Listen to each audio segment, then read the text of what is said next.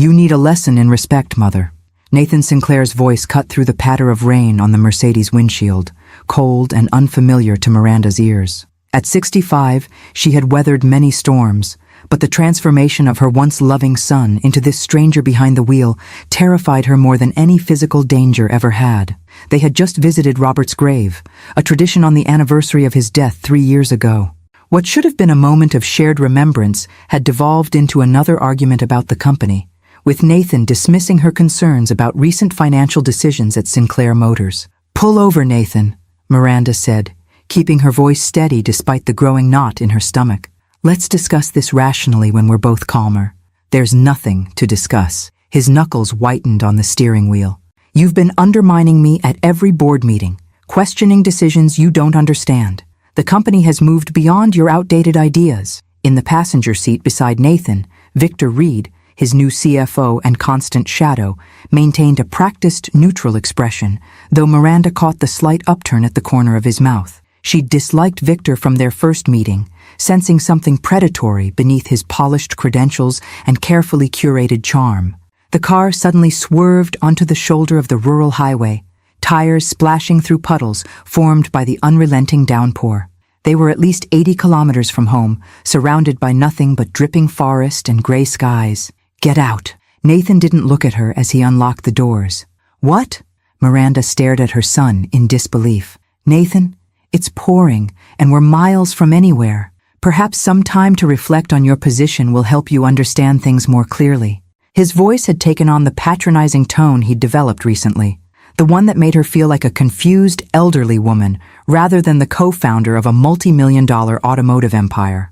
Victor finally spoke, his voice smooth as silk. "Nathan, perhaps this is—" "No," Nathan cut him off. "She needs to understand that she can't control everything anymore." He turned to Miranda, eyes hard. "Out. Now." Miranda recognized that further argument would only escalate the situation. With dignity that belied her churning emotions, she gathered her purse and opened the door. The rain immediately soaked through her light jacket as she stepped onto the muddy shoulder.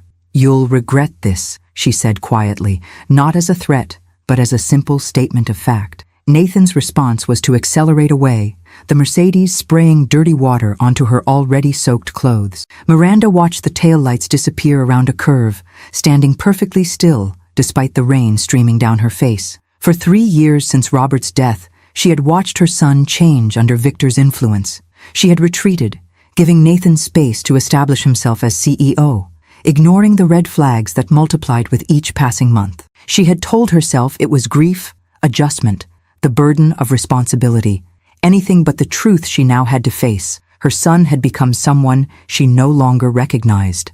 The road stretched empty in both directions, cell reception non-existent in this remote area. Miranda took shelter under a large pine tree, marginally drier than the exposed roadside. She wasn't afraid, not of the isolation or the weather. What frightened her was the realization that her son could abandon his own mother on a deserted road without hesitation. 10 minutes passed, rain drumming steadily on the forest canopy. Then, the distinctive sound of an approaching vehicle broke through the monotony. Not the sleek purr of Nathan's Mercedes, but the deeper rumble of a larger engine. A black pickup truck slowed beside her, its wipers battling the deluge. The passenger window lowered, revealing a weathered face Miranda hadn't seen in nearly 2 years. "Need a ride, Mrs. Sinclair?" James Reeves asked, as casually as if they'd arranged to meet here. Relief washed over Miranda, quickly replaced by sharp suspicion. "James? What are you doing here?" The former military man, once Robert's most trusted colleague in their special operations days, later head of security for Sinclair Motors, offered a slight smile. "Let's get you out of this rain first. Explanations can wait." Miranda climbed into the warm cab, accepting the towel he offered. "This isn't a coincidence." "No, ma'am." James kept his eyes on the road as he pulled back onto the highway. "Robert asked me to keep an eye on you. Said there might come a day when you'd need backup." "Robert's been gone 3 years," Miranda said, studying the man's profile. "You've been watching me all this time?" "Not constantly." James navigated the wet road with practiced ease. "But I've been monitoring the situation at Sinclair Motors. Your son's new friend has quite the interesting background, one he's gone to great lengths to obscure." Miranda felt a chill that had nothing to do with her wet clothes. Tell me everything. Robert suspected something was wrong with Nathan's finances before he died, asked me to investigate quietly. James reached into his jacket pocket and handed her a small USB drive. Everything's here. Nathan's gambling debts, failed investments, the money he's been borrowing from increasingly dangerous people. Victor's pattern of targeting vulnerable executives and taking over their companies. Robert was collecting evidence when his heart gave out. "Why didn't he tell me?" Miranda whispered, clutching the small device. "He planned to, once he had all the facts. He didn't want to worry you with suspicions." James glanced at her. "Before he died, he made me promise to watch over you, to be ready when you needed me."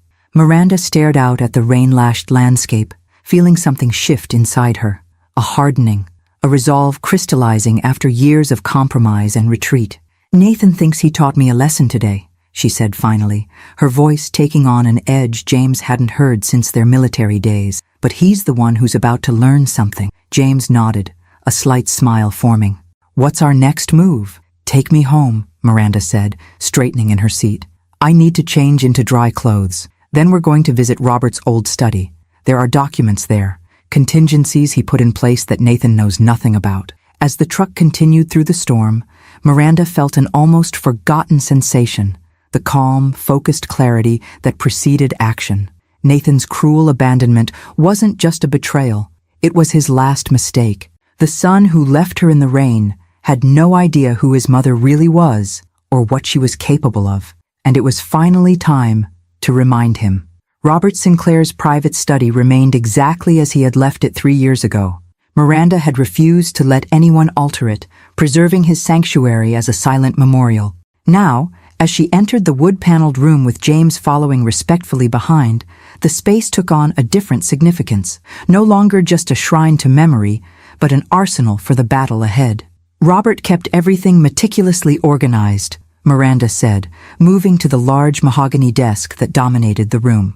Her still damp hair was now pulled back in a practical ponytail, business attire replacing her soaked clothes. His public files were impeccable, but the real records were always hidden. James watched as Miranda knelt by the antique globe in the corner, rotating it to reveal a small keypad. "Military habits die hard," he observed. Indeed. Miranda entered a 6-digit code, their wedding anniversary followed by the coordinates where they had first met during a classified operation. The globe's base slid open, revealing a hidden compartment containing a leather-bound ledger and a sealed envelope with her name in Robert's distinctive handwriting. She removed both items, placing them reverently on the desk. Robert always had contingency plans. It was how he survived 30 years in special operations before we retired to build Sinclair Motors. "He never truly retired from strategic thinking," James said. "Even as a businessman, he operated like we were still in the field, identifying threats, securing assets, planning for worst-case scenarios." Miranda opened the ledger first, revealing pages of Robert's precise handwriting.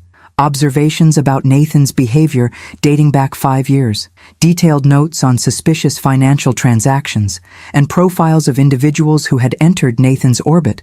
Victor Reed featured most prominently. "He knew," Miranda whispered, scanning the pages. "He saw Nathan changing before I did." "Robert noticed patterns others missed," James confirmed. "About 6 months before he died, he asked me to quietly investigate Nathan's finances. What I found disturbed us both. Your son had accumulated massive gambling debts, high-stakes poker games, sports betting, risky market speculation. He'd lost millions, borrowing from increasingly questionable sources to cover his tracks." Miranda continued turning pages, her expression growing grimmer. "And Victor? How does he fit into this?" Victor Reed specializes in identifying wealthy businesses with vulnerable leadership. He appeared in Nathan's life right when the debts became unmanageable, positioning himself as a financial savior. James stepped closer, pointing to a particular entry. Robert tracked Victor's previous partnerships. "Oh, the pattern is consistent. He finds desperate executives, offers solutions that gradually transfer control to him, then discards them once he has what he wants." Miranda sat heavily in Robert's chair, processing this betrayal. Why didn't Robert confront Nathan? His health was already failing, James said gently, and confrontation would have driven Nathan further into Victor's influence. Instead, Robert focused on protecting you and the company's future. Miranda reached for the sealed envelope, breaking Robert's wax seal with steady hands. Inside was a letter and several legal documents. My dearest Miranda, if you're reading this, I'm gone, and circumstances have forced you to seek answers I should have shared while I could. Forgive me for this final secret. I wanted to shield you from worry during whatever time we had left together. Our son is in trouble. The details are in my notes, but the essence is simple. Nathan has developed a gambling addiction that has compromised his judgment and finances. The man calling himself Victor Reed, not his real name, is exploiting this vulnerability to gain control of our company. I've prepared for this contingency. The attached documents include amendments to our corporate structure that I quietly implemented before my health declined. On paper, Nathan appears to have full control as CEO, but the true power remains with you through a series of holding companies and legal structures that only you, as my widow, can activate. James Reeves has been my eyes and ears. Trust him as I have always trusted him, since our days in service together, through the building of our civilian life, and now as your protector in my absence. Nathan may need to fall before he can rise again. This will hurt you, watching our son fail, but sometimes the greatest act of love is allowing consequences to unfold. Be strong, as you have always been. All my love, for all time. Robert Miranda read the letter twice, then carefully examined the legal documents attached. Robert had indeed created an elaborate safety net, a corporate structure that allowed Nathan to believe he held ultimate authority while preserving Miranda's ability to retake control when necessary. Did you know about these arrangements? She asked James. Not the specifics. Robert kept the legal details private, but he made me promise to stay close, to be ready when you needed support. James's weathered face softened with rare emotion. His last words to me, the day before he died, were about you. He said, "When Miranda finally sees what's happening, she'll need allies who remember who she truly is." Miranda stood, straightening to her full height. "And who did Robert think I truly am, James? The woman who out-strategized terrorist cells in 3 countries, the intelligence officer whose operational plans are still taught as case studies." James's voice held quiet respect. "The same woman who seamlessly transformed into a corporate co-founder and then a grieving widow, adaptable as always. Robert never forgot who you were beneath the persona you created for civilian life." Miranda moved to the window, looking out at the sprawling grounds of the estate she and Robert had built together. Rain still fell, gentler now, beating on glass that reflected her determined expression. "Nathan believes I'm just a relic, an old woman clinging to outdated notions, an obstacle to his vision." She turned back to James. "Victor sees me as an inconvenience to be managed. Neither understands what they're dealing with." "What's our first move?" James asked, falling naturally into the role of trusted lieutenant. Miranda returned to the desk, spreading out Robert's documents. "First, we verify everything. I need complete financial transparency. All of Nathan's hidden debts, every transaction Victor has influenced, every asset they've leveraged without proper authorization." "I can access those records," James confirmed. "My security clearances at Sinclair were never formally revoked after I retired." "Second, we identify our allies within the company. There must be executives and board members who've noticed the irregularities but have been afraid to speak up. Margaret Chen in accounting has been quietly documenting discrepancies," James offered, "and William Foster on the board has been asking pointed questions about recent acquisitions." Miranda nodded. "Perfect starting points. Third, we need to understand exactly what Victor's endgame is. He's not dismantling the company. He wants to control it. But for what purpose? Based on his pattern at other companies, he positions himself to extract maximum value through a series of transactions that appear legitimate on the surface. By the time the manipulation becomes evident, he's moved on, leaving devastation in his wake. Miranda's expression hardened. "Not this time. Robert built Sinclair Motors with integrity at its foundation. I won't watch it become another corporate carcass picked clean by vultures." She gathered the documents carefully, securing them in the hidden safe. "Nathan abandoned me today thinking he was teaching me humility. Instead, he's awakened something he doesn't understand." "What do you need from me?" James asked. "Exactly what Robert asked of you. Be my eyes and ears, my right hand."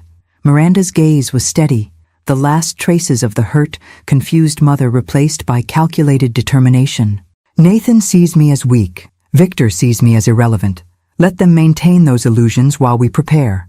As they left the study, Miranda paused at the door, glancing back at Robert's chair. The empty space that had represented only loss for 3 years now transformed into a source of renewed purpose. Robert knew this day might come, she said softly.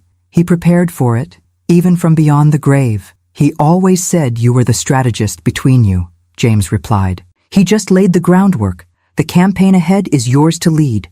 Miranda nodded once, decisive. Then let's begin. Outside, the storm was finally passing, sheets of rain giving way to scattered drops. Like the weather, Miranda's period of passive grief had come to an end. The clouds were breaking, and what emerged would be neither gentle nor forgiving. Dawn broke over the Sinclair estate, painting the manicured grounds in soft golden light that belied the storm of the previous day. Miranda sat in her sunroom, a spread of financial documents before her, a forgotten cup of tea gone cold at her elbow. She had been reviewing records since 5 a.m., piecing together the puzzle Robert had started before his death. "The pattern is worse than we thought," she said as James entered with fresh coffee. Despite the early hour, he looked alert and prepared, his military precision evident in every movement. "Nathan has leveraged nearly 40% of his company shares against personal loans." James placed the coffee beside her. "The lenders? Some legitimate banks initially, but as his needs grew, he turned to less reputable sources." Miranda indicated several highlighted transactions. "These two entities, Meridian Holdings and Phoenix Capital, they don't exist beyond shell corporations. Any idea who's really behind them?" "Victor Reed, through various proxies," James confirmed, handing her a slim folder. "I spent the night tracing the ownership structures. He's created an elaborate web, but the connections are there if you know where to look." Miranda scanned the documents, her expression hardening. "So Victor loaned my son money through these shells, knowing Nathan couldn't repay. The collateral being his voting shares in Sinclair Motors." "Exactly. When Nathan inevitably defaults, control transfers to Victor without any visible takeover that might alert the board or regulators." James indicated a date on the calendar. "Based on the terms, the first major loan comes due next month. Nathan doesn't have the liquidity to cover it." Miranda leaned back, processing this information. "This explains Nathan's recent behavior, the desperation, the hostility toward any questioning of his decisions. He's trapped, and Victor has positioned himself as Nathan's only ally," James added, "isolating him from anyone who might offer genuine help, including you." "What about the company's finances? Nathan has CEO authority.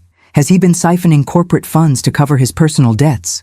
James's expression confirmed her fears before he spoke. "Not directly, that would be too obvious. But he's approved several questionable acquisitions and consulting contracts that funnel money to Victor's associates. On paper, they appear legitimate, but the services rendered are either grossly overpriced or entirely fictional." Miranda stood, moving to the window that overlooked the circular driveway where Nathan had learned to ride his first bicycle, where he'd proudly displayed his first car, a vintage Mustang Robert had helped him restore. The memory of her beaming, oil-smudged 17-year-old son contrasted painfully with the man who had abandoned her on a rainy roadside. "He's still my son, James," she said quietly. "Despite everything." "I know." James's tone held no judgment. Robert knew too. That's why his contingency plans were designed to protect both the company and Nathan himself, from Victor and from his own worst impulses. Miranda turned back, resolution replacing sentiment. "Then we proceed carefully. Victor is the primary target, but Nathan must face consequences if he's ever to rebuild what he's broken, both in the company and in our family. What's our next step? We need allies within Sinclair Motors, people with access and loyalty." Miranda returned to the table, pulling out an organizational chart. "Margaret Chen in accounting. You mentioned she's noticed discrepancies?" "Yes. She worked with Robert for 15 years. She's been documenting irregularities, but feared raising concerns directly with Nathan. Contact her, discreetly. And William Foster on the board. He was Robert's friend before he was a business associate. Arrange a meeting, somewhere Victor's network won't observe." James nodded. "What about Nathan? He'll notice if you suddenly change your behavior toward him." "I'll maintain the persona he expects, the concerned but ultimately powerless mother." Miranda's smile held no warmth. "Let him believe yesterday's lesson achieved its purpose. The more comfortable Victor and Nathan feel, the more careless they'll become. By mid-morning, Miranda had established her command center in Robert's study. The space that had been preserved as a mausoleum was now alive with purpose, its hidden safe open, secure phones installed, and surveillance equipment monitoring key areas of the estate. James returned from his initial contacts, bearing both confirmation and new concerns. Margaret will meet us tonight. She's bringing financial records she's kept separate from the company's systems. He placed his phone on the desk, displaying a message. Foster can't meet in person yet. He's under too much scrutiny from Nathan and Victor. But he sent this. Miranda read the encrypted message. Board meeting moved up to Friday. Proposal to amend corporate bylaws on voting rights. Urgent intervention needed before then. Friday, Miranda murmured. 3 days to prepare. What amendments are they proposing? Based on Foster's intelligence, they want to dilute the protective provisions Robert put in place regarding family ownership requirements. If passed, these amendments would allow Nathan to transfer controlling interest outside the family without full board approval. Miranda's eyes narrowed. The final step in Victor's plan. Once those protections are removed, Nathan's defaulted loans would trigger an automatic transfer of control to Victor's shell companies. She pulled Robert's original corporate structure documents from the safe. We need to activate the contingency provisions. Robert established a separate class of shares, held in trust and controlled by me as his widow, that supersede all others in matters of company control. Nathan doesn't know these shares exist? No. On paper, he believes he inherited Robert's full ownership position. These shadow shares only activate under specific circumstances, like the ones we're facing now. Miranda indicated the complex legal language. We'll need a securities attorney who can implement this without tipping our hand. Robert had a contact, Elizabeth Winters. She helped structure these provisions originally. She's retired now but still consults occasionally. Contact her immediately. We need her expertise before Friday's meeting. As James made the call, Miranda accessed Nathan's calendar through the executive system her administrator privileges still accessed. What she found confirmed their timeline was even tighter than they realized. Nathan has a meeting with Victor and unknown parties tonight at the Cardinal Club, she reported, referring to an exclusive venue where the city's business elite conducted their most private negotiations. The timing suggests they're finalizing details before Friday's board presentation. James ended his call with positive news. Elizabeth will see us at 2 p.m. today. She remembers Robert's arrangements clearly. Good. Before then, I need to make an appearance at Sinclair headquarters. Nathan will expect me to be either confrontational or submissive after yesterday. I'll give him the latter. Let him believe his lesson worked. Is that wise? Appearing at the office puts you directly in their territory. Miranda's expression shifted to something James hadn't seen since their military days. A calculated acceptance of necessary risk. Sometimes the best reconnaissance happens in plain sight. Nathan will be so pleased with my apparent submission that he won't notice what I'm really observing. She gathered her things with practiced efficiency. While I'm there, I need you to access Nathan's home office. His personal laptop should contain communications with Victor that aren't on company servers. Consider it done, James replied, his own expression matching her operational focus. What about security systems? Nathan never changed the override codes Robert and I established. A hint of sadness colored her voice. Another example of his carelessness. The primary code is still his childhood birthday. As Miranda prepared to leave, she paused at Robert's desk, hand resting briefly on the polished wood. Robert saw this coming. He tried to protect Nathan from himself. And now that task falls to you, James observed quietly. Yes. Her moment of reflection passed, replaced by resolute determination. Nathan abandoned me on that road thinking he was demonstrating his power. Instead, he showed me exactly how far he's fallen and how necessary it is to stop both him and Victor before they destroy everything Robert built. She straightened, every inch the strategist planning her campaign. By Friday, they'll understand what a terrible mistake they've made, not just in their scheme against Sinclair Motors, but in underestimating exactly who they're facing. James nodded, a grim smile touching his weathered face. They have no idea. Sinclair Motors headquarters rose 22 stories above the city's financial district, its glass and steel facade gleaming in the midday sun. Miranda entered through the executive entrance, nodding to security personnel who greeted her with the deference always shown to the founder's widow, despite her diminished role under Nathan's leadership. Mrs. Sinclair, acknowledged the receptionist on the executive floor, surprise evident in her voice. "We weren't expecting you today." "I thought I'd check in with my son," Miranda replied, her voice deliberately softer than usual, her posture slightly hunched, the physical manifestation of the submission Nathan expected after yesterday's lesson. "Mr. Sinclair's in a budget meeting, but I'll let him know you're here." "No need to interrupt him," Miranda demurred. "I'll wait in my old office, if it's still available." The receptionist hesitated. "Your former office has been reassigned, but you're welcome to use the visitor's lounge." "Of course," Miranda smiled, masking the confirmation of another slight.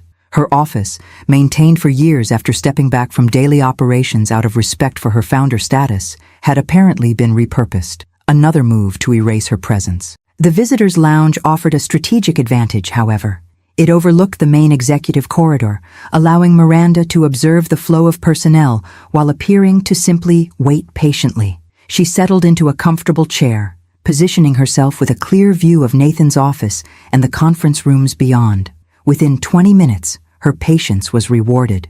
Nathan emerged from the main boardroom, surrounded by financial executives, Victor at his right hand as always. Her son looked tired, stress evident in the tightness around his eyes, the forced confidence in his stance. For a moment, Miranda saw past the arrogant CEO to the pressured man drowning in consequences of his own making. She waited until he noticed her, carefully arranging her features into an expression of cautious reconciliation.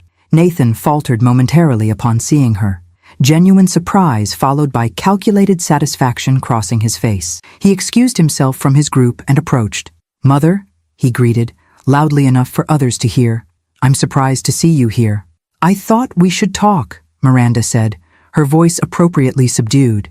"Yesterday was difficult for both of us." Nathan's posture relaxed slightly, interpreting her tone as capitulation. "Let's use my office." Victor materialized at Nathan's elbow, his smile never reaching his cold eyes. "Mrs. Sinclair, what an unexpected pleasure." "Nathan, shall I reschedule your call with the Frankfurt investors?" "No need," Nathan replied. "This won't take long."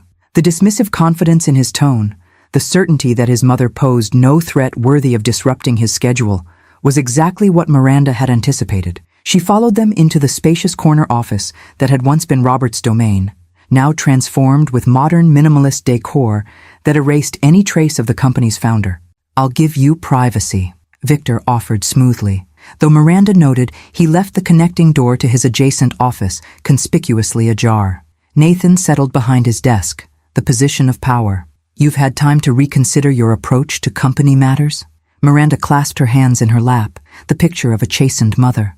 "I realize I've been resistant to changes that perhaps are necessary in today's market. My concerns come from caring about Robert's legacy, but I understand the company must evolve." The tension in Nathan's shoulders eased further. She was playing directly into his expectations. "I'm glad you've come to your senses. Your interference in board matters has been counterproductive." "I only want what's best for Sinclair Motors," Miranda said, allowing a calculated tremble in her voice. "And for you, Nathan, you're still my son." Something flickered in Nathan's eyes, perhaps a momentary recognition of the cruelty of his recent actions, or merely satisfaction at her apparent surrender.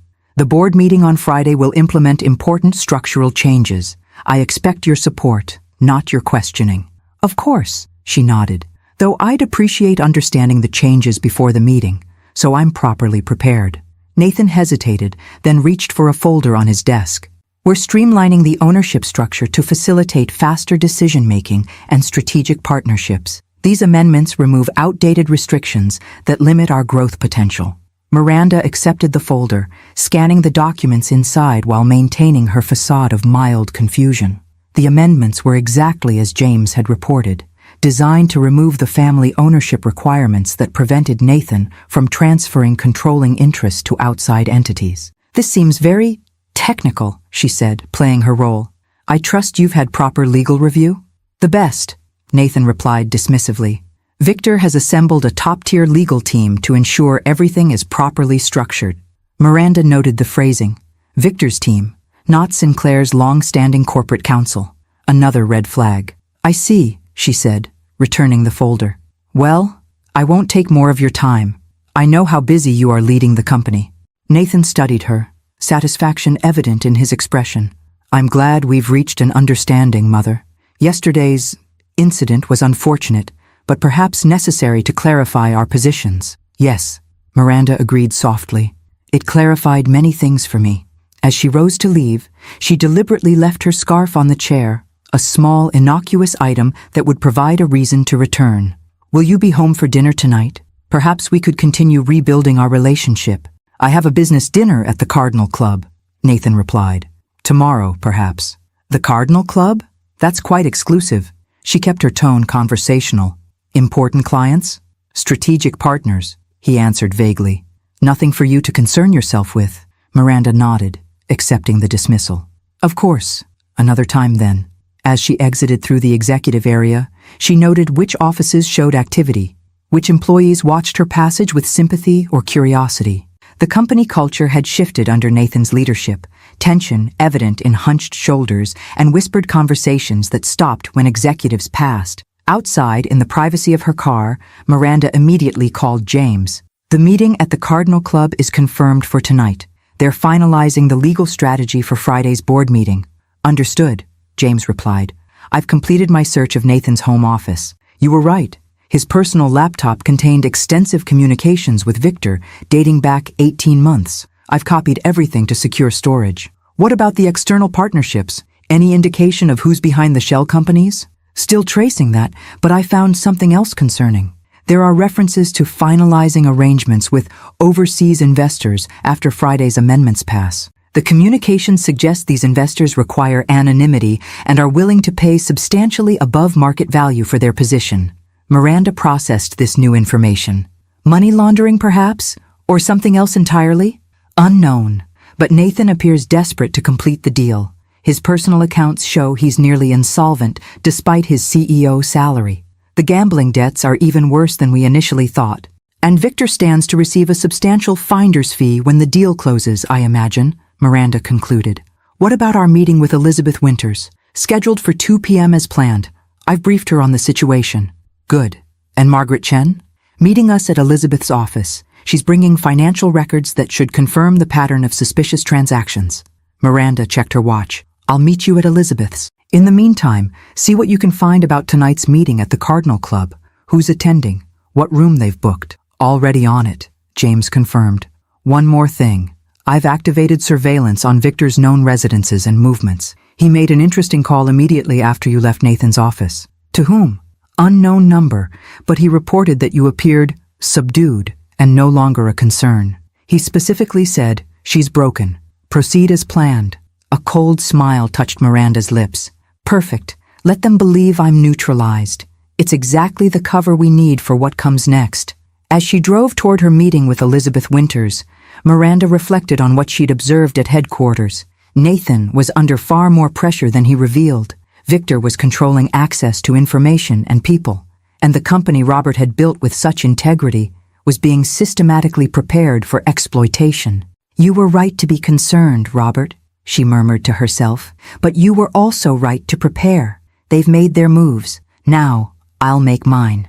Elizabeth Winters' office occupied the top floor of a discreet building in the old financial district, far from the glass towers that now dominated the city skyline. At 72, she had officially retired from her position as one of the country's preeminent corporate attorneys, but maintained a small practice serving long-standing clients, particularly those with complex situations requiring absolute discretion. Miranda, Elizabeth greeted warmly, embracing her with genuine affection. It's been too long. I've missed our conversations. Elizabeth, thank you for seeing us on such short notice. The attorney gestured them into her private conference room, where Margaret Chen already waited, a stack of files organized neatly before her. The accountant rose nervously as they entered, her usually composed demeanor betraying anxiety. Mrs. Sinclair, Margaret began, I've been documenting financial irregularities for months, but I didn't know who to trust. When Mr. Reeves contacted me, You did exactly right, Miranda reassured her, taking a seat at the table. Robert always said you were the most meticulous accountant he'd ever worked with. That's why he positioned you where you could monitor the company's financial health. Margaret's expression reflected surprise. He did that intentionally? Robert saw further ahead than most people realized, James explained, closing the door and engaging the privacy lock. He placed trusted individuals throughout the company structure as a safeguard. Elizabeth cleared her throat. Let's address the immediate situation. James has briefed me on the proposed bylaw amendments and Friday's board meeting. Based on what I've reviewed, Victor Reed has orchestrated a sophisticated hostile takeover using Nathan as his unwitting facilitator. Not entirely unwitting, Miranda corrected gently.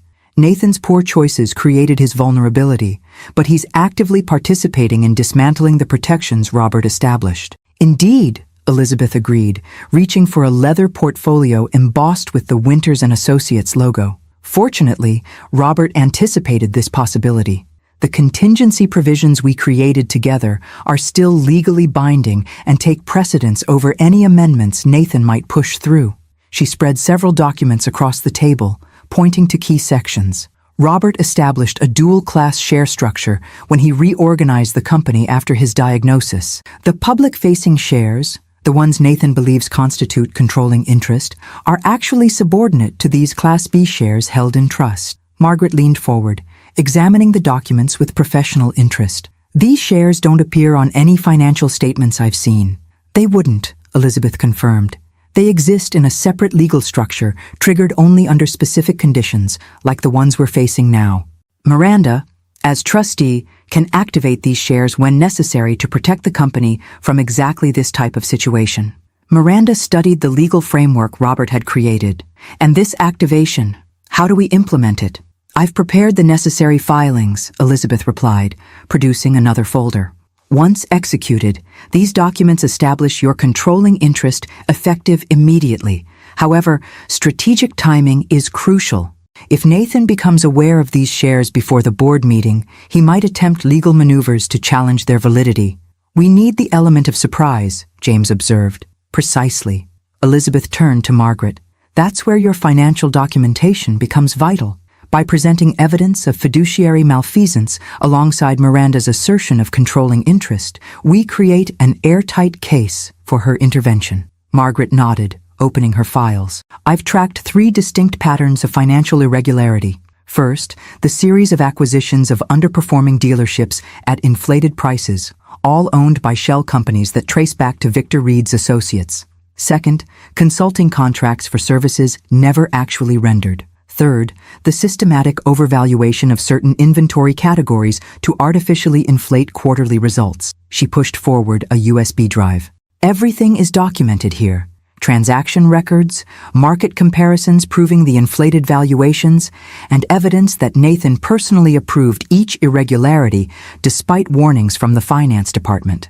Miranda accepted the drive, her expression grave. This goes beyond poor management into potential securities fraud. Yes, Margaret confirmed quietly, which is why I've been so concerned. These actions put the entire company at risk, not just financially, but legally. Elizabeth interlaced her fingers, her experienced gaze evaluating the situation. Based on this evidence, we have multiple options. The most direct approach would be for Miranda to activate her controlling shares immediately and remove Nathan as CEO before Friday's meeting. No, Miranda said firmly. That approach addresses the symptom, not the disease. Victor would simply retreat and find another vulnerable company to target. And Nathan would never understand the full consequences of his actions. What do you propose instead? Elizabeth asked. A more comprehensive strategy.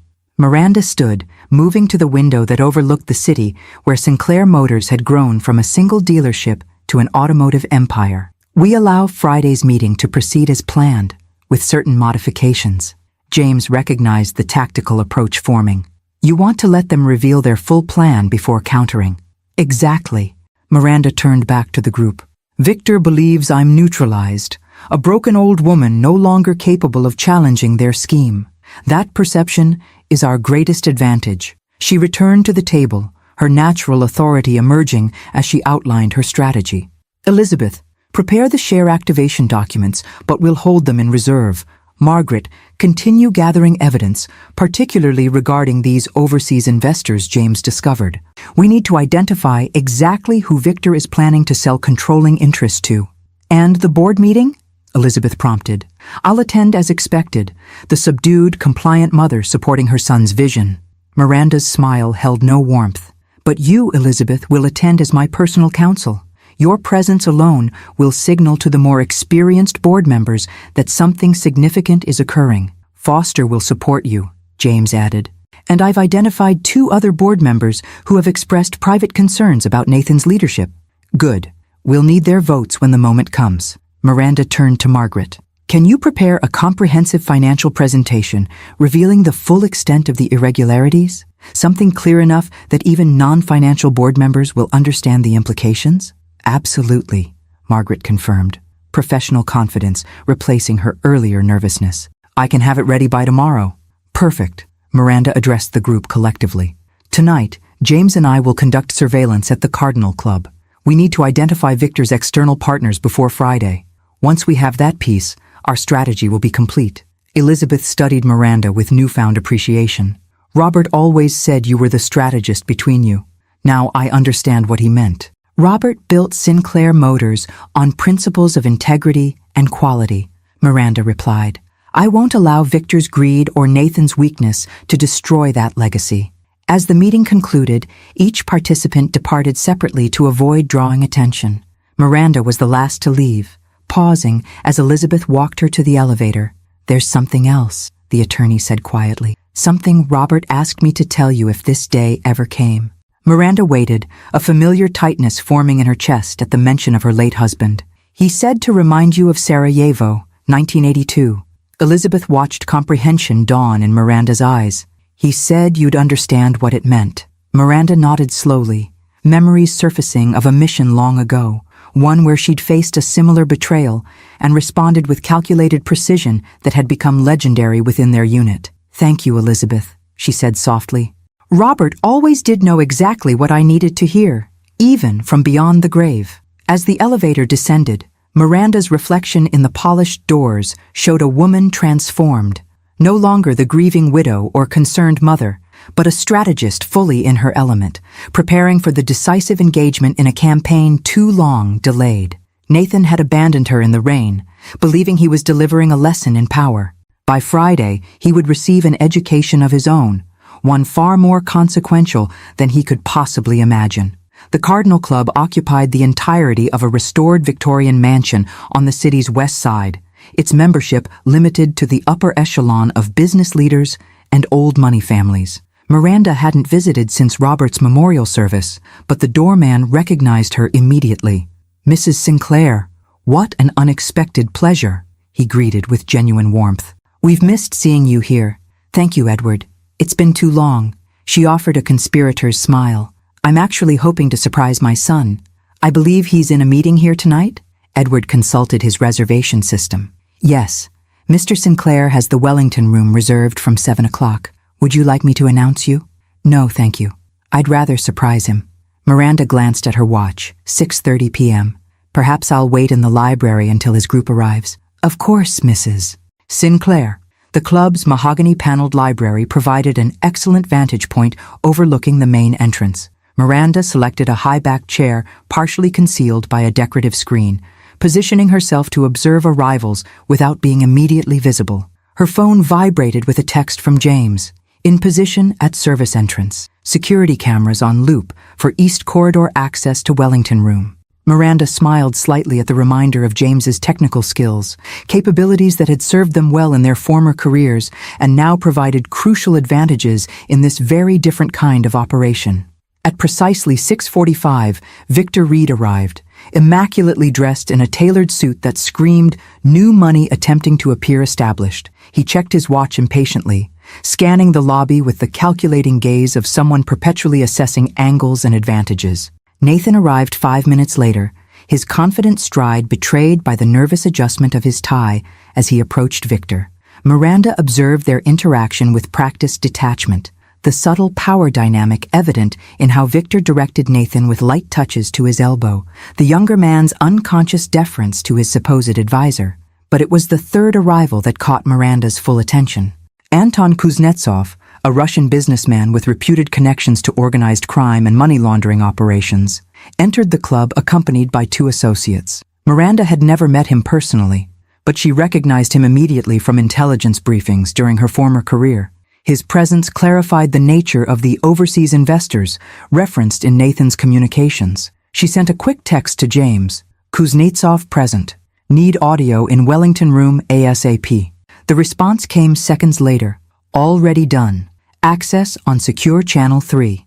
Miranda inserted a discreet earpiece, activating the connection to the surveillance James had established. As the group moved toward the private dining room, she slipped out of the library and made her way to the adjacent sitting room, close enough to maintain audio clarity while remaining undetected. Final terms are agreeable, Kuznetsov was saying, his accent less pronounced than she expected. Once the amendments pass on Friday, we transfer the first payment of $50 million. The remainder follows when control officially changes hands. And the, origin of these funds? Nathan's voice held barely concealed anxiety. Kuznetsov's laugh was cold. Is not your concern, Mr. Sinclair.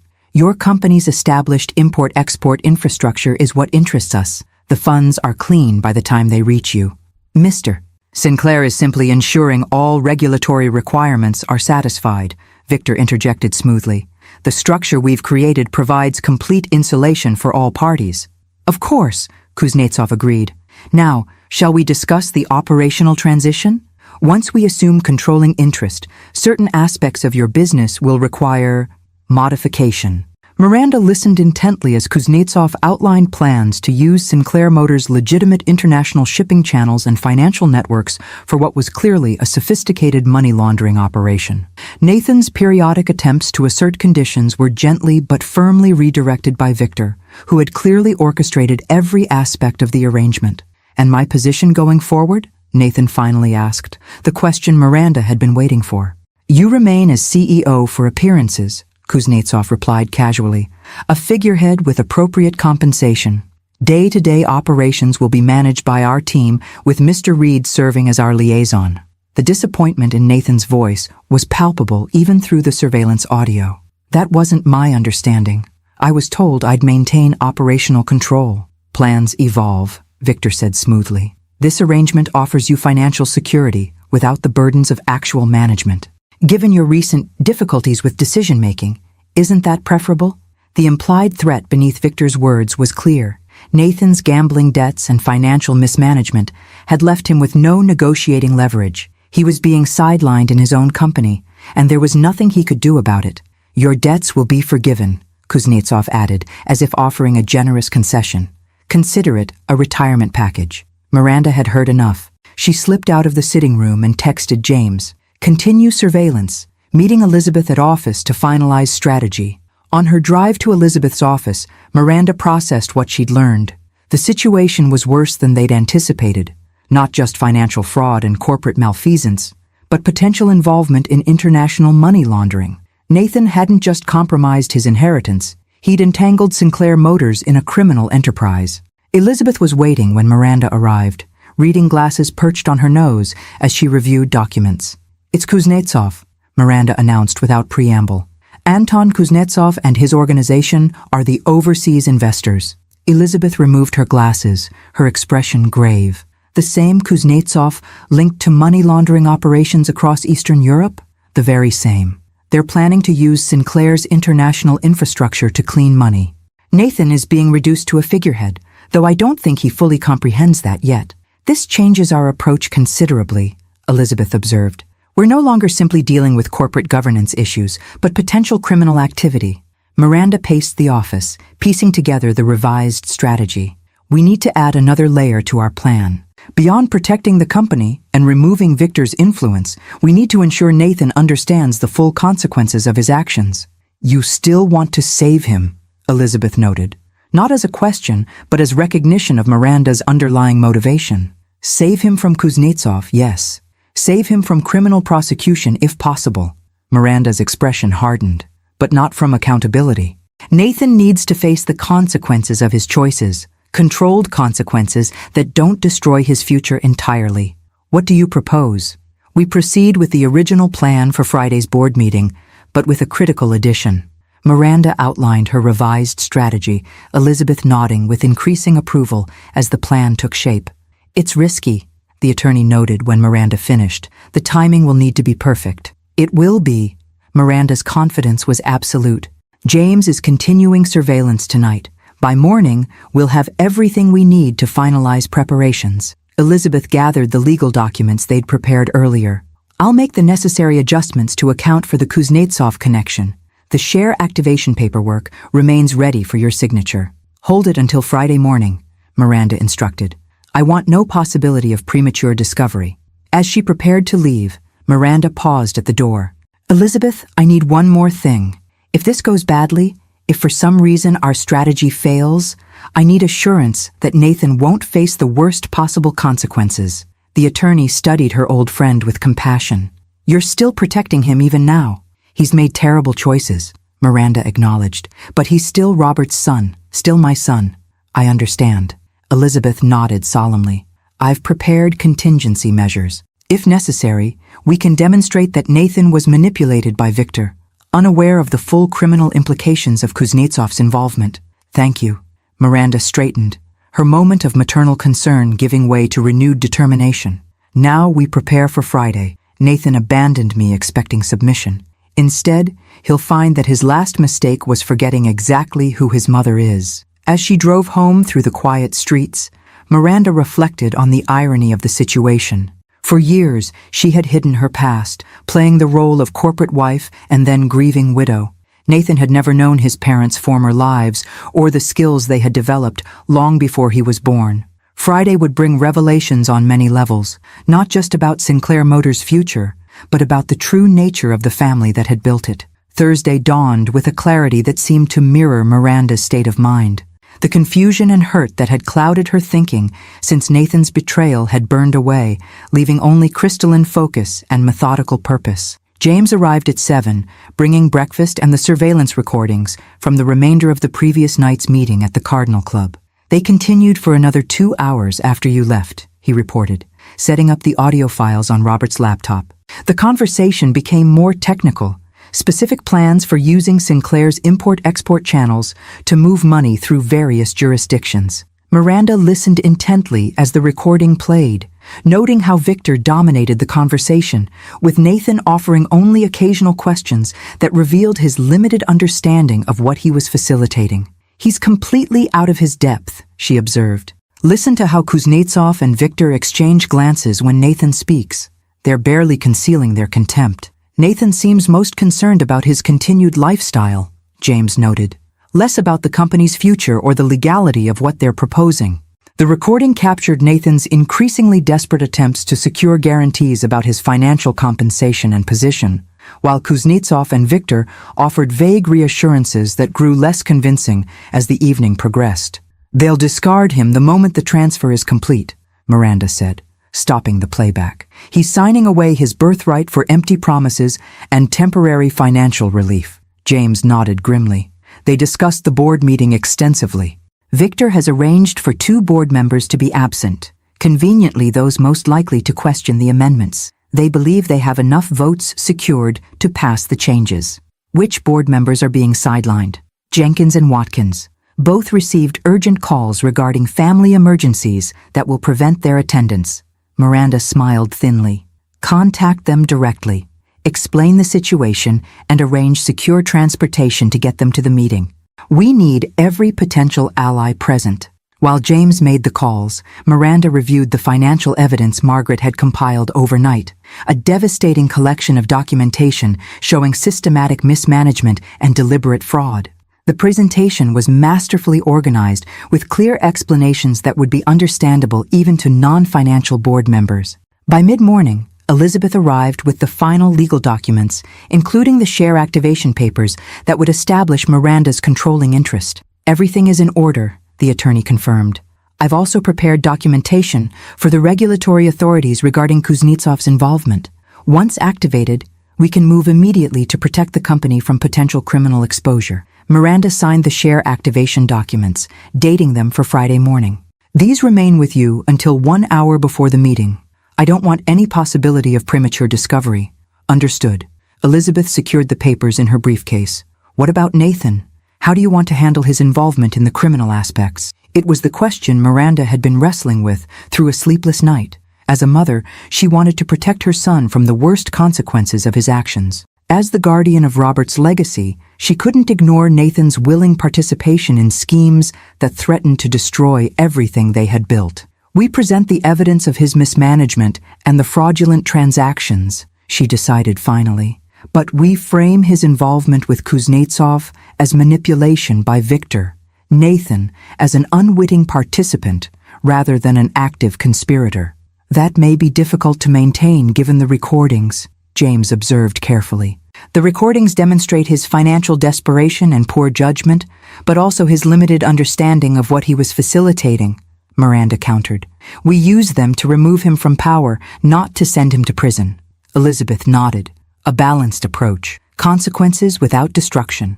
The remainder of the day unfolded with military precision as Miranda's team finalized their preparations. Margaret delivered the completed financial presentation. Board members Jenkins and Watkins were secretly briefed, and arrangements made for their unexpected appearance, and surveillance continued on Victor's meetings as he solidified what he believed would be his triumph. Late afternoon brought a call from Nathan, the first direct contact since he had abandoned Miranda on the roadside. "Mother," his voice carried forced casualness. "I wanted to confirm you'll be attending tomorrow's board meeting." "Of course, Nathan," she replied, matching his tone while signaling to James to record the call. "As we discussed, I want to support the company's new direction." "Good." His relief was palpable even through the phone. "The amendments we're proposing are somewhat technical, but they're essential for our growth strategy. I'm sure you know what's best for the company," Miranda said, the subtle irony in her statement lost on her son. "Will your friend Victor be presenting the amendments?" "He'll be there as CFO, but this is my initiative," Nathan insisted, the defensiveness in his voice revealing his need to believe he remained in control. "The partnerships these changes will facilitate represent the future of Sinclair Motors. I look forward to learning more tomorrow," Miranda said. "Will we have dinner afterward, perhaps to celebrate this new chapter?" The question clearly caught Nathan off guard. Yes, that would be nice, assuming the vote goes as expected." "I'm sure everything will proceed exactly as it should," Miranda replied, allowing a hint of her true meaning to color her words. "I'll see you tomorrow, son." After ending the call, she turned to James. He's nervous. He wants to believe this is still his plan, his company, but doubt is creeping in. "Will that make him more dangerous tomorrow?" "Potentially," Miranda acknowledged, "but also more vulnerable to recognizing the truth when it's presented. Deep down, Nathan knows he's lost control of the situation. Part of him may be relieved when it ends." As evening approached, Miranda visited Robert's grave, a private moment of reflection before the confrontation to come. The granite headstone stood solid and dignified, much like the man it commemorated. "Tomorrow I'll protect what we built," she said quietly to the setting sun. "I'll also try to save our son from himself, though I don't know if that's still possible." The cemetery remained silent, offering no answers, but Miranda felt a sense of peace settle over her. Robert had prepared for this eventuality, trusting her to execute the necessary response when the time came. Tomorrow would demonstrate whether that trust had been well placed. Returning home, she found James completing the final security arrangements for the board meeting. "Everything is in place," he reported. "Elizabeth has confirmed the share activation will be filed first thing tomorrow. Margaret is prepared to present the financial evidence. Jenkins and Watkins will arrive separately, unannounced until the meeting begins. And the authorities regarding Kuznetsov? On standby. Once we have board authorization, they can move immediately to freeze any pending transactions and investigate the money laundering operation." Miranda nodded approval. "Then we're as prepared as we can be. The rest depends on execution." James studied her with the insight of decades of shared experiences. "You're concerned about Nathan's reaction." "Yes," she admitted.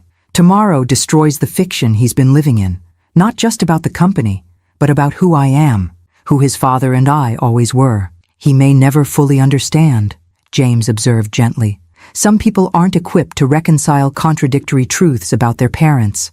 "Perhaps not," Miranda agreed. "But he needs to face reality, whatever he ultimately makes of it. The time for protective fictions has passed." She moved to the window, watching darkness settle over the estate grounds that had once echoed with Nathan's childhood laughter. Tomorrow would bring a reckoning years in the making, one that would determine not just the future of Sinclair Motors, but whether anything remained of the family that had created it.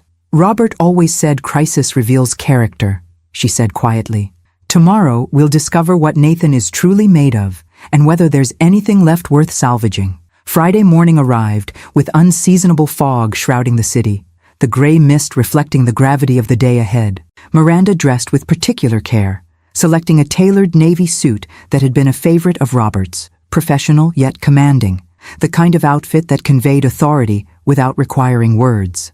Elizabeth called, James reported as he drove them toward Sinclair headquarters. The share activation documents have been filed and confirmed. You now officially hold controlling interest in the company. Miranda nodded, reviewing her notes one final time. And our board allies? Jenkins arrived at his hotel last night. Watkins is en route from the airport now. Both will enter the building separately, through different access points, approximately 15 minutes before the meeting begins. Victor's location? Already at headquarters with Nathan. They've been there since 7, meeting with selected board members individually, last-minute vote securing, presumably. Miranda gazed out at the fog-shrouded buildings they passed. After today, nothing will be the same for any of us, especially Nathan. Are you having second thoughts? James asked carefully. No, she replied without hesitation, but I take no pleasure in what must be done. Nathan created this situation through his choices, but understanding that doesn't make this any easier. Robert would be proud of how you've handled this, James said quietly. Balancing justice with mercy isn't simple. They arrived at Sinclair headquarters 40 minutes before the scheduled meeting. Miranda chose to enter through the main lobby rather than the executive entrance, a deliberate choice that allowed her to be seen by employees who had known her since the company's founding days. The respect in their greetings, the genuine warmth from longtime staff members, reinforced the legacy she was fighting to protect. Elizabeth was waiting in a small conference room they designated as their staging area, accompanied by Margaret Chen, whose nervous energy manifested in the continuous reorganization of her presentation materials. Everything is prepared, Elizabeth confirmed. The share certificates have been registered with the corporate secretary. Once the meeting begins, the new ownership structure will be officially entered into the record. And the evidence? Miranda asked, turning to Margaret. All documented and organized, the accountant replied, indicating her presentation. Financial trails, fraudulent transactions, unauthorized fund transfers, everything required to demonstrate the systematic mismanagement and deception. Miranda nodded approval. Remember, present the facts clearly but without emotion. The evidence speaks for itself. It doesn't need dramatic emphasis. At 5 minutes before the scheduled meeting time, Miranda received confirmation that both Jenkins and Watkins had arrived and were in position to enter the boardroom when signaled. The element of surprise remained intact. It's time, James said, checking his watch. The other board members are already assembling. Miranda took a moment to center herself, drawing on decades of experience in high-pressure situations. Then, she led her small team toward the boardroom, every step purposeful and measured. The reaction when she entered was precisely what she had anticipated. Nathan, standing at the head of the table with Victor slightly behind his right shoulder, faltered mid-sentence. Several board members looked up with expressions ranging from surprise to relief at her confident entrance, accompanied by Elizabeth Winters, whose reputation was well known to anyone in corporate governance. Mother? Nathan recovered quickly, his tone a careful blend of welcome and caution. And, Ms. Winters, I wasn't aware you would be bringing counsel today. Given the significance of today's proposed amendments, it seemed prudent, Miranda replied calmly, taking a seat halfway down the table rather than at her usual position near the end. A subtle but clear shift in the power dynamic. Victor's eyes narrowed almost imperceptibly as he assessed this unexpected development. Mrs. Sinclair, while outside counsel is certainly permitted, these amendments have already been thoroughly reviewed by our legal team. I'm sure they have, Miranda smiled pleasantly. Nevertheless, I prefer independent evaluation of such significant changes. Nathan glanced at his watch. We should begin. We have several absent members today, but we have quorum. The boardroom door opened again, admitting Jenkins and Watkins in quick succession, their unexpected appearance visibly unsettling Nathan and Victor. Apologies for the confusion regarding our attendance, Jenkins said smoothly, taking his seat. Fortunately, the emergencies we were notified about proved to be misunderstandings. The meaningful emphasis on emergencies sent a ripple of tension through the room. Victor's composure slipped momentarily as he whispered something urgent to Nathan, whose expression hardened in response. "Now that we're all present," Nathan began with forced confidence, "let's proceed with the agenda. The primary item today is the proposed amendments to our corporate structure, which will enable strategic partnerships essential for our continued growth." "Before we address the amendments," Miranda interjected, her voice calm but carrying unmistakable authority, "there's a matter of corporate governance that must be entered into the record." Nathan frowned. "Any other business should be addressed after the primary agenda items." "This directly impacts those items," Elizabeth stated, opening her briefcase and removing the official documentation. "As of 8:15 this morning, the ownership structure of Sinclair Motors has been updated to reflect the activation of previously dormant Class B shares held in trust since Mr. Robert Sinclair's reorganization of the company 3 years ago." She slid copies of the filing across the table. "These shares, now activated by Mrs. Sinclair as trustee, constitute controlling interest in the company and supersede all other share classes in matters of corporate governance." The boardroom erupted in confused murmurs as board members examined the documents. Victor snatched a copy, his face darkening as he scanned the legal language. "This is preposterous," he snapped, all pretense of professional courtesy evaporating. "These supposed shares were never disclosed in any company filings or financial statements. They were properly registered with the appropriate regulatory authorities," Elizabeth countered smoothly. "Their dormant status exempted them from disclosure requirements until activation. I should know. I drafted the documents myself at Robert Sinclair's request." Nathan stared at Miranda, betrayal and confusion warring in his expression. You've been planning this? A secret takeover of my company?" "Not a takeover, Nathan," Miranda corrected gently. "A safeguard. One your father put in place to protect Sinclair Motors from exactly the situation we now face." She nodded to Margaret, who connected her laptop to the boardroom presentation system. "Before we discuss the proposed amendments, the board should be aware of certain financial irregularities that have occurred under current management." The next 30 minutes unfolded with devastating precision as Margaret methodically presented evidence of the company's mismanagement. Unauthorized transfers, fraudulent valuations, suspicious acquisitions, all documented with irrefutable financial records. The board members' expressions shifted from confusion to concern to outright alarm as the pattern of deception became unmistakable. Throughout the presentation, Miranda watched Nathan. His initial defiance gradually gave way to grim recognition as the evidence mounted, while Victor's controlled facade crumbled into barely concealed panic. When Margaret finished, Miranda addressed the stunned silence. "There is more you need to know. The amendments proposed today aren't simply about strategic partnerships. They're designed to facilitate the transfer of controlling interest in Sinclair Motors to Anton Kuznetsov and his organization, entities with documented connections to international money laundering operations." She nodded to James, who activated the audio recordings from the Cardinal Club meeting. Nathan's voice filled the boardroom, followed by Victor's and Kuznetsov's, the damning conversation leaving no room for denial or misinterpretation. As the recording ended, Nathan slumped in his chair, the full consequences of his actions finally registering. Victor, however, was already calculating escape routes, his eyes darting to the exits as he began edging away from the table. "Security is waiting outside, Mr. Reed," James stated calmly, his position blocking the main door.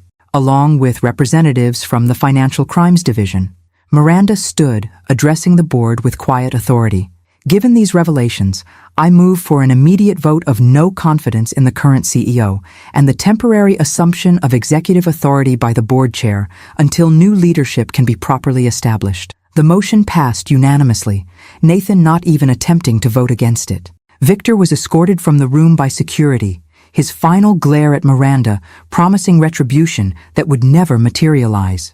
As the meeting adjourned into stunned aftermath, Miranda approached her son, who remained seated, staring at the evidence still displayed on the boardroom screen. "It's over, Nathan," she said quietly. "All of it." He looked up, the arrogance finally stripped away, leaving only the lost expression of a man facing the ruins of his own making. "How long?" he asked hoarsely. "How long have you been preparing for this?" "Your father began preparing the day he recognized the path you were on," Miranda answered truthfully. "I simply finished what he started." The aftermath of the board meeting unfolded with the controlled chaos of a long-planned operation finally executed.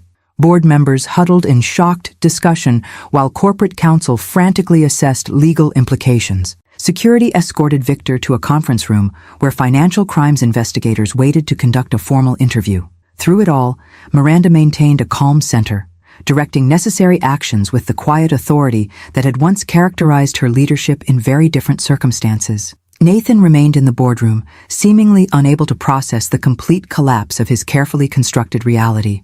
When the space finally emptied of everyone except Miranda and James, he looked up at his mother with eyes that held more questions than she could possibly answer in one conversation.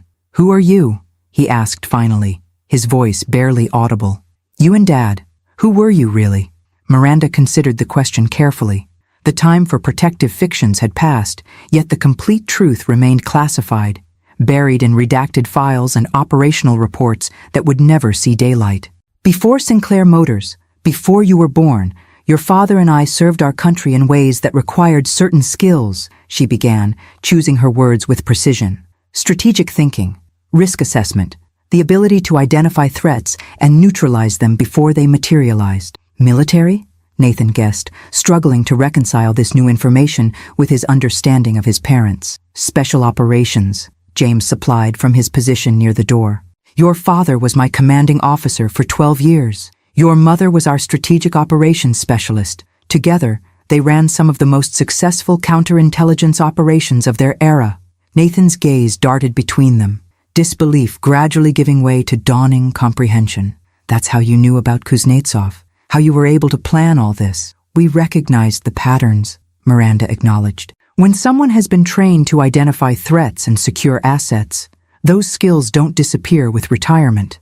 "And Dad's heart attack? Was that?" "Natural causes," Miranda assured him gently.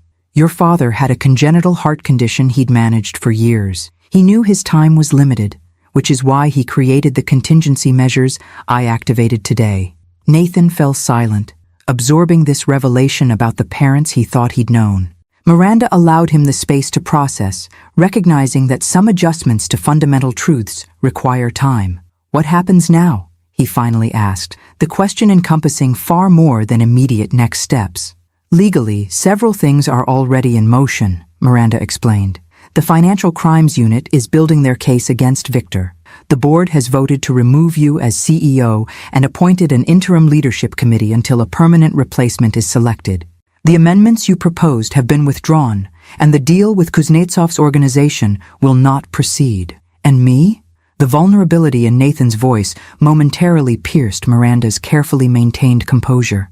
Despite everything, he was still her son. The baby she had once cradled, the child whose nightmares she had soothed, the young man who had made Robert so proud before ambition and weakness led him astray. "That depends partly on you," she replied honestly. "There will be consequences, Nathan. The evidence of financial mismanagement and corporate malfeasance can't be ignored. However, we've structured the narrative to emphasize Victor's manipulation and your limited understanding of Kuznetsov's criminal intentions." "You're protecting me," he realized, a complex mixture of emotions crossing his face. "Even after what I did, even after—" He couldn't finish the sentence, the memory of abandoning his mother on a rainy roadside suddenly shameful beyond articulation. "Not from all consequences," Miranda clarified, "but from complete destruction. Yes, you'll never lead Sinclair Motors again. Your reputation in the business community will require years to rebuild, if it ever can be. But with cooperation and genuine contrition, you can avoid criminal charges." The magnitude of his downfall seemed to hit Nathan all at once. He buried his face in his hands, shoulders shaking with silent, suppressed emotion. Miranda gave him this moment of private reckoning, understanding that sometimes rock bottom must be fully experienced before reconstruction can begin.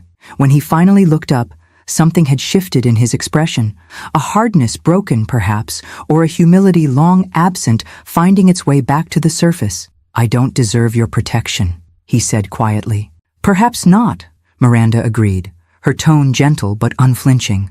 "But you have it nonetheless, not because you've earned it, but because of who we are to each other. Family protects family, Nathan, even from their worst impulses. That's something your father understood deeply." James approached the table, placing a folder before Nathan. These documents require your signature. They formalize your resignation as CEO and board member of Sinclair Motors, acknowledge the financial improprieties identified today, and commit you to full cooperation with all resulting investigations. Nathan stared at the papers for a long moment before reaching for a pen. "What will you do?" he asked as he signed each page. "Will you run the company now?" "No." Miranda shook her head.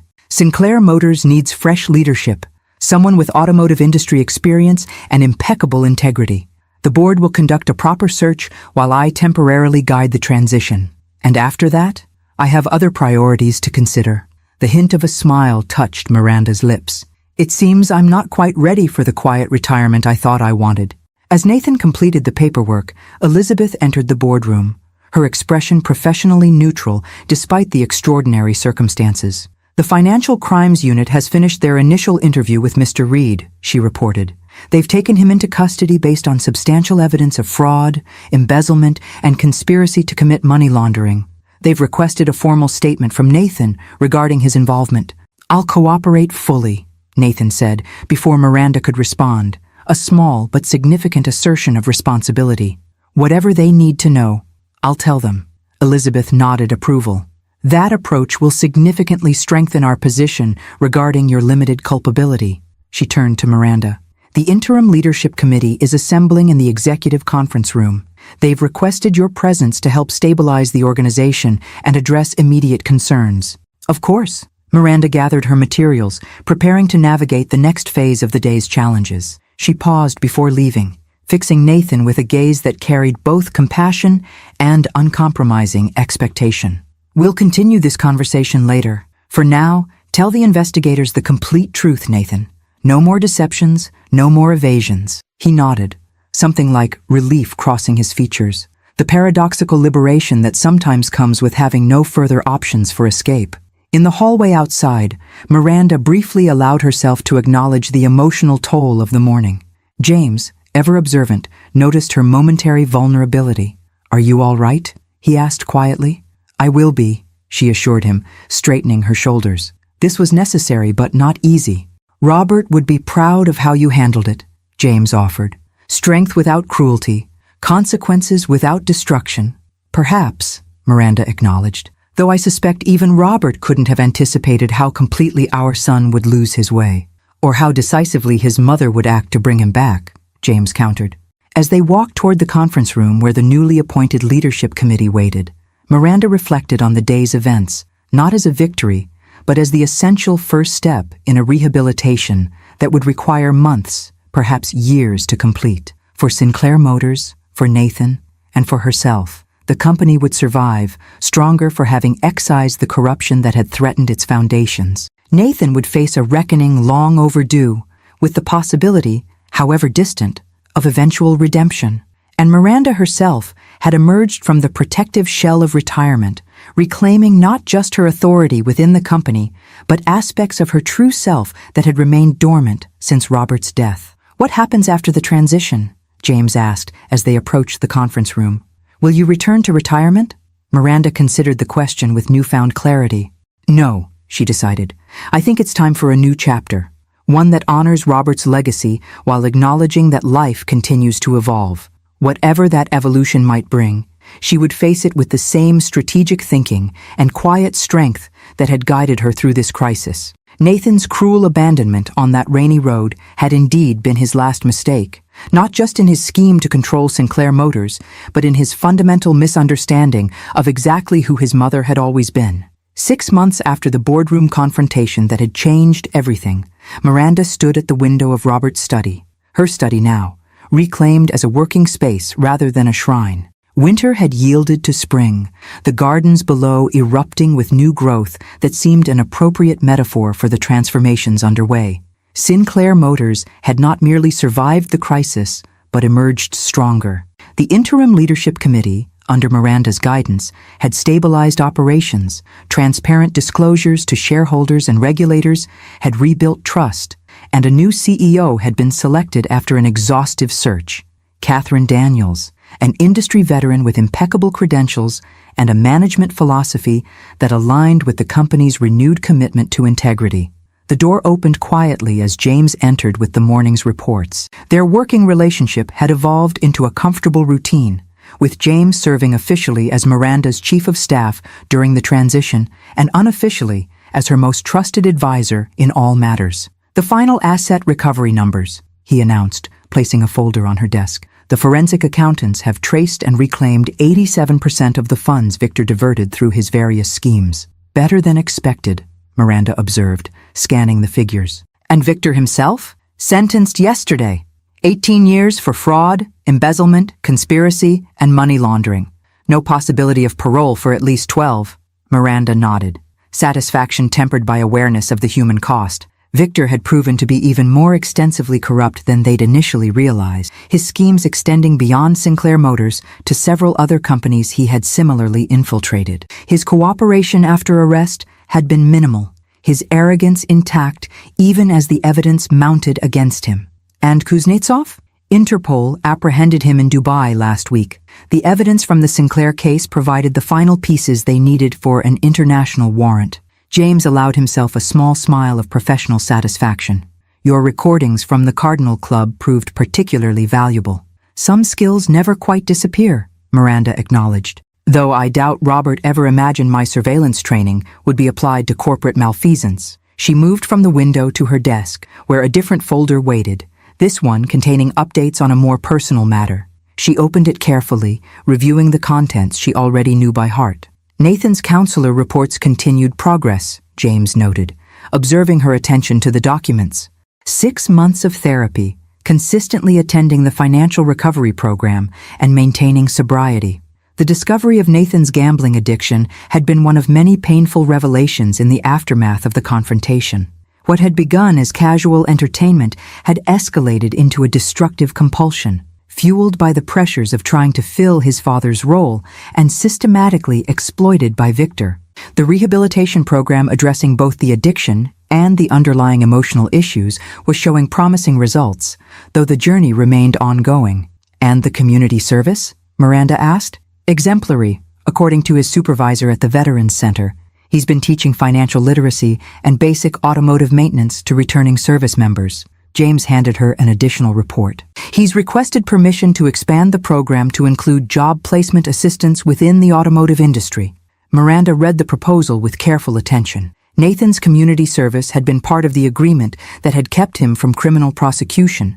500 hours working with veterans, many of whom had served alongside Robert in earlier years. What had begun as obligatory penance had apparently evolved into something more meaningful. "Approve the expansion," she decided, "and arrange for appropriate funding through the Sinclair Foundation."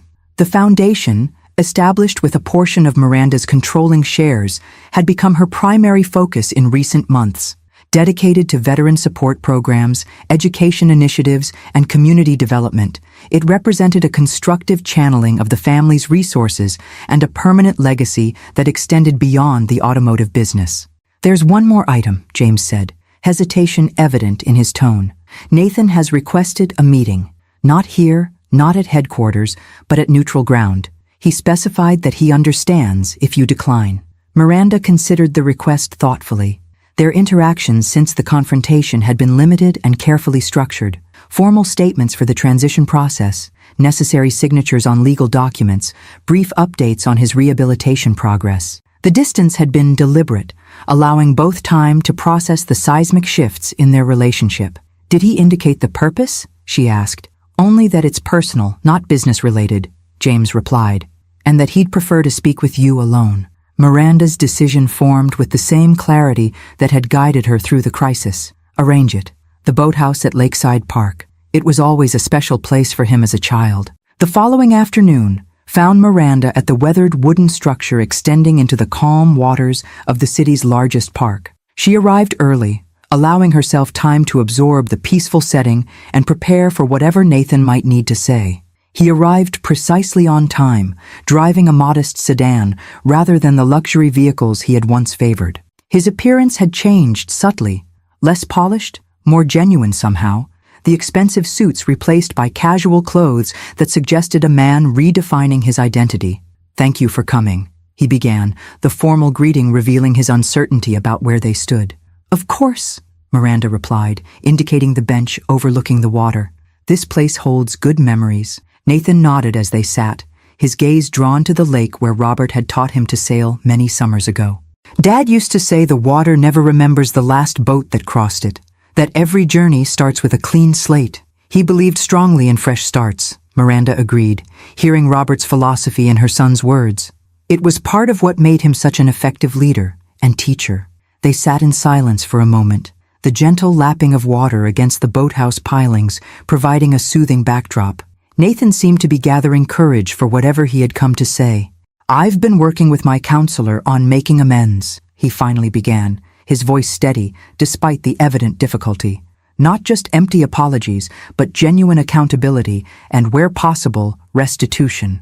Miranda listened without interrupting, recognizing the structured approach of addiction recovery programs, but also hearing something more personal beneath the framework. "What I did to you that day on the road, abandoning you in the rain, trying to teach you a lesson?" Nathan shook his head, disgust at his own actions evident. "There's no adequate apology for that cruelty. It revealed a darkness in me that I'm still working to understand and overcome." "We all have capacities for darkness, Nathan," Miranda said quietly.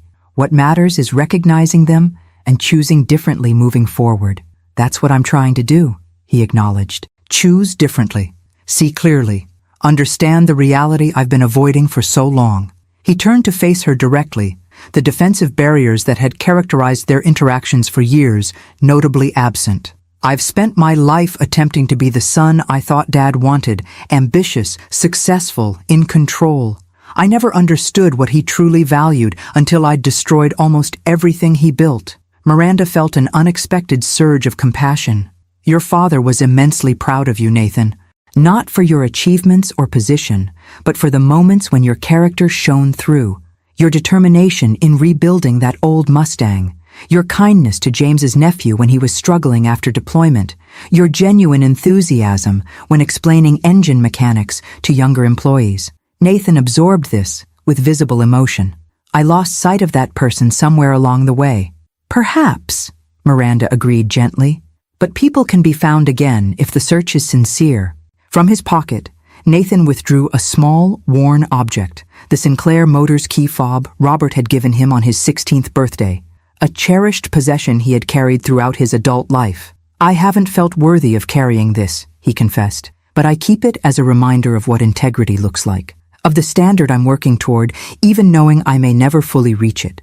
Miranda recognized the gesture for what it was, not a request for restoration to his former position, but an acknowledgement of the values he had compromised and now sought to reclaim.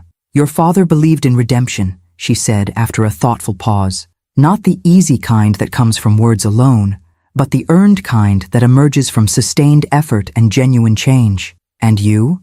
Nathan asked, vulnerability evident in the question. "What do you believe is possible between us now?"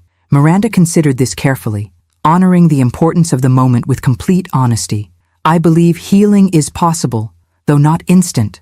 Trust, once broken, must be rebuilt deliberately, through consistent actions, transparent communication, and the courage to face uncomfortable truths." "I'd like to try," Nathan said simply, "however long it takes, whatever form it eventually takes." As they sat together watching sunlight play across the water, Miranda reflected on the extraordinary journey of the past 6 months. The company Robert had built was secure again, under new leadership committed to his founding principles. The son who had nearly destroyed that legacy was engaged in the difficult work of redemption, with promising signs of the person he might yet become. And she herself had emerged from the protective cocoon of widowhood into a new chapter defined by active purpose rather than passive grief. "There's something else I've been meaning to tell you," she said, as they prepared to leave. "Something about my work with the foundation." "The veteran programs?" Nathan asked. "I've heard they're making a significant impact." "Yes, but it's more specific than that." Miranda explained her newest initiative, a rehabilitation center for veterans struggling with gambling addiction and financial distress, issues that disproportionately affected those returning from service. We've secured the funding and location, but we're still developing the program structure and identifying qualified instructors. Understanding dawned in Nathan's expression. You think I might have something to contribute? When you're ready, Miranda confirmed. Your experience, both the destructive choices and the recovery process, provides a perspective that could be valuable to others facing similar struggles. Not now, perhaps not soon, but eventually. Something to work toward. The possibility registered as both challenge and opportunity, a potential path that honored his ongoing recovery while creating meaning from his darkest experiences. As they parted, the awkward formality of their greeting had dissolved into something more authentic, not the easy closeness they had once shared, but a careful, deliberate reconnection based on clearer understanding of who they both truly were. Miranda watched Nathan drive away, recognizing that their relationship, like Sinclair Motors itself, would never return to what it had been before. But perhaps what emerged from the ruins of the old structure might eventually prove stronger, more authentic, and more enduring than what had existed before. That evening, in Robert's study, Miranda opened the hidden compartment in his desk that had contained the contingency plans and emergency provisions. It now held something different, a journal where she had begun recording her reflections on this unexpected chapter of her life, preserving the wisdom hard-won through crisis for whoever might need it in the future. On the last blank page, she wrote, "Nathan abandoned me in the rain, believing he was teaching me about power. Instead, his cruelty became his last mistake, the catalyst that forced me to reclaim not just control of Sinclair Motors, but aspects of myself I had set aside for too long." Sometimes our greatest challenges arrive disguised as cruel moments that initially appear to diminish us. The test lies not in avoiding such moments, but in how we rise to meet them, with strength tempered by wisdom, justice balanced with mercy, and the courage to protect what matters without surrendering to bitterness in the process. She closed the journal, returning it to its secure place. Outside her window, the gardens Robert had designed continued their cycle of renewal, each season bringing its own beauty, its own purpose, its own opportunity for growth. Like those gardens, life continued to evolve in patterns both expected and surprising, offering fresh possibilities for those prepared to recognize and embrace them. The rain had long since passed. What remained was the clarity that follows the storm, and the promise of new growth in ground made fertile by hardship.